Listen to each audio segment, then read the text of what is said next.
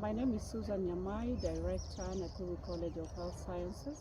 We are here today with a group of my students to thank the county government of Nakuru and our area MCA, Isaac Rottok, for facilitating us with the Mulika Music.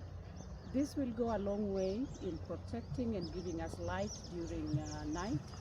We've had a series of insecurity around this area because we border the railway line, and during this period when the maize is up, we've had a few cases of young men who are trying to ambush our students. So I want to say a big thank you to the county government office, to the area MCA, and we would wish a future where Kiamuni as a place would have water as part of what is lacking.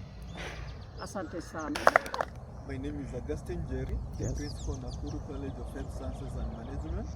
With our team and the entire Nakuru College fraternity, we'd like to thank the Nakuru County Government and our area MCA, Honorable Isaac Rottok, for mounting the Mulika Music behind us. This one will help us improve the security, also during the late hours, and more so it will give a sense of security to our students when they are leaving classes, late hours, classes that start as early as from 6 a.m. in the morning. Asanteni sana. Thank our county government and our area MCA, Honorable Isaac Rottok.